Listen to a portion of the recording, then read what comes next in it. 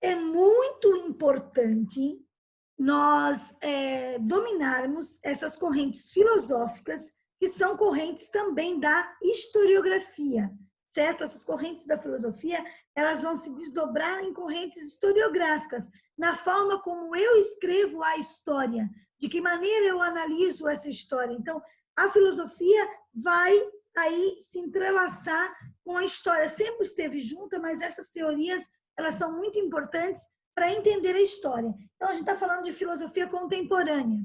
A gente fala de filosofia contemporânea, é posterior ao século XVIII. Contemporaneidade é a partir de 1789. Qual é a baliza cronológica da contemporaneidade? A baliza cronológica da contemporaneidade é a Revolução Francesa. A partir de 1789, então, eu tenho o que nós chamamos de contemporaneidade, ou seja, o mundo pós-moderno. Não tem uma baliza cronológica para pós-contemporaneidade. Nós falamos que nós vivemos a pós-contemporaneidade, mas não existe uma baliza cronológica, um fato, né? O que é uma baliza cronológica? É um fato histórico que marca um tempo e aí nós temos uma mudança. Então, na linha do tempo, nós temos a pré-história, tá? Nós temos a história antiga, a Idade Média, a história moderna e a história contemporânea. A baliza cronológica, a última, é 1789. Século XVIII. Século XVIII, o que está acontecendo no mundo no século XVIII? Para a gente poder entender toda essa questão da filosofia, nós temos que entender o que está acontecendo no século XVIII. Tá? A filosofia vai ser um reflexo de todos esses acontecimentos. Eu quero lembrá-los, quem tiver a oportunidade já para assistir de antemão, a série Freud está disponível na Netflix. Quem puder assistir, assista Freud, tá? Porque nós vamos falar dele. Nós vamos falar de psicanálise. São, se eu não me engano, 8 episódios. Foi a primeira, acredito que vai ter mais temporadas, mas a primeira temporada que já está disponível na Netflix, tem 8 temporadas, né, falando sobre Freud, e aí, obviamente, sobre a psicanálise, que é o que nós vamos estar falando. Então, é bem interessante para a gente poder estar discutindo. É uma série forte, né, mas ela é interessante no quesito para falar de psicanálise. Muito bem. O que está acontecendo no século XVIII? Vamos buscar aí na memória, tá, de vocês, para a gente poder entender esses períodos filosóficos e históricos juntos, que são intrínsecos. O que está acontecendo no século XVIII no mundo? Revolução Industrial? Oi? Não. Revolução Industrial, né? Não. Revolução Industrial? Muito bem. O que mais? Guerra. Oi? Guerra, pô. Gente, então vamos começar pelo que o Renan falou, tá? Revolução Industrial. A partir de 1750, certo, século XVIII, a Inglaterra passa por uma grande transformação. Que transformação é essa? É uma transformação de produtos, ou seja, meu produto, de forma de produção. Meu produto deixa de ser um produto artesanal para se tornar um produto industrial. Então, a forma como se produz o produto se altera totalmente. Além disso, nós temos uma grande mudança estrutural na sociedade. Nós chamamos de revolução toda a transformação que muda a estrutura da sociedade. Que estruturas eram essas? O mundo deixa de ser um mundo agrário para se tornar um mundo industrializado. Nós temos um grande êxodo rural, um fomento muito grande da cidade, da própria indústria, da forma de produzir, que não vai mais ser de forma artesanalmente, mas sim de maneira industrial. Aí nós temos as primeiras manufaturas, divisão de trabalho, depois maquinofatura, chegada das máquinas, e aí um resultado que é um produto industrializado. Nós temos uma mudança de cenário, nós temos impactos ambientais gigantescos acontecendo, tá? Como poluição, como crescimento desordenado das cidades, aterros de mangues, a própria utilização de espaços, né? A questão imobiliária, que é muito forte, e todo esse crescimento que traz junto consigo aí um impacto gigantesco ambiental. Nós vamos ter um outro impacto da forma de produção com o indivíduo, com o ser humano, ou seja, a substituição do homem pela máquina. Essa substituição do homem pela máquina cria vários movimentos, inclusive o movimento ludita ou o movimento ludista, que é a quebra das máquinas no intuito que a máquina está tirando o meu emprego.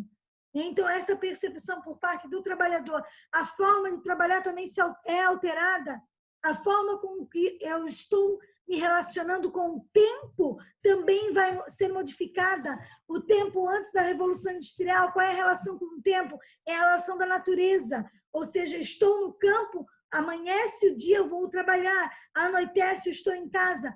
A ideia de tempo é alterada com a Revolução Industrial. As empresas podem trabalhar 24 horas em regime de troca de turnos. Então, agora, o que comanda não é mais o tempo, é o relógio, é o teu nível de produção. A relação com o trabalho também é alterada. 14, 15, 16 horas no trabalho. A ideia do Fordismo, né?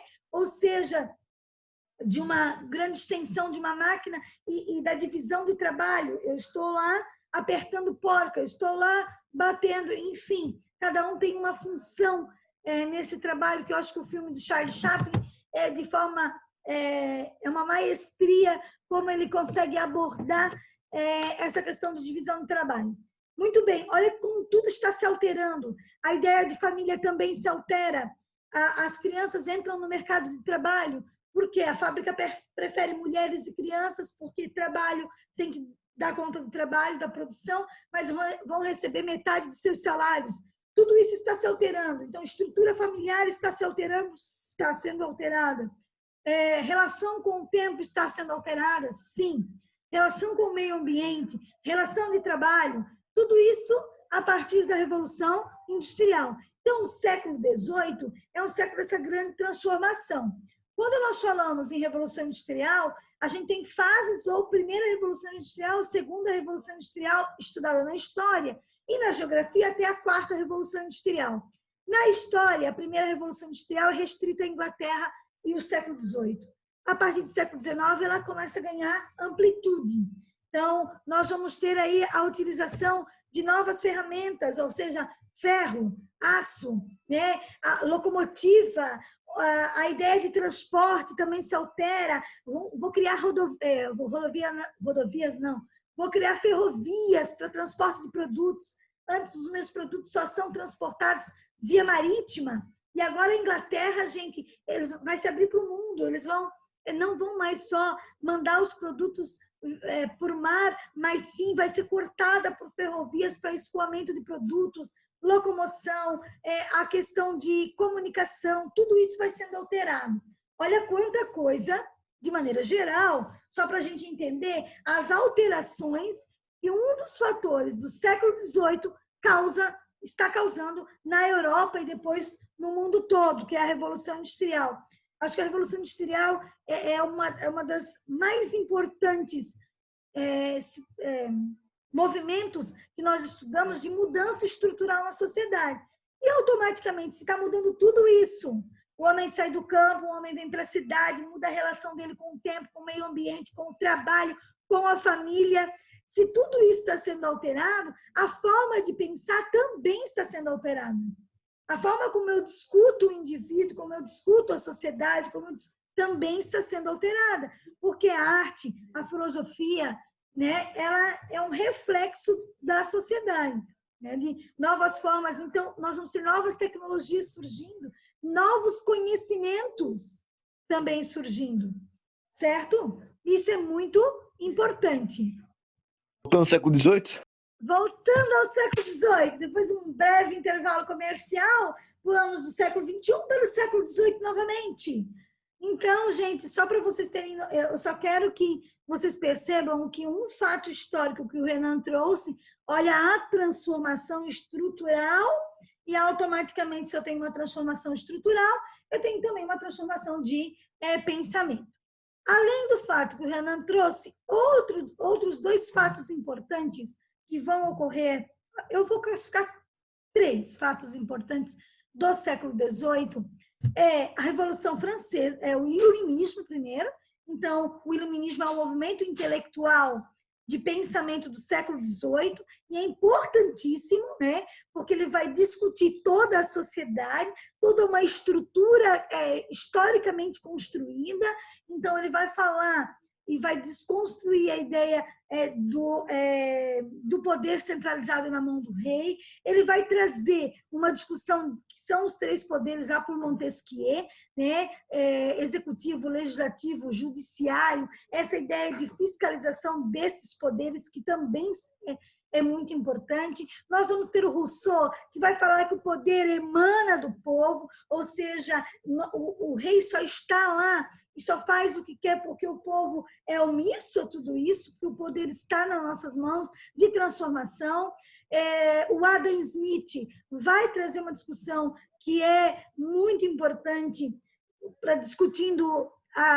trazendo uma crítica ao mercantilismo e trazendo a ideia de um novo pensamento econômico, certo? Que eu não tenho tanta intervenção do Estado na economia, né? Então, esse pensamento é importantíssimo. Então, o iluminismo, né, vai questionar a estrutura social que está vigente, vai falar do poder do povo, vai falar dos 3 poderes, vai questionar o mercantilismo, né, com a ideia liberal. Então, ele traz o liberalismo, ele traz o pensamento aí de liberdade, de igualdade, de fraternidade, por mais que seja um movimento elitizado, mas é um movimento importantíssimo de base. Vai fazer com que ocorra outros 2 movimentos que são importantes, que é a Revolução Francesa, com a ideia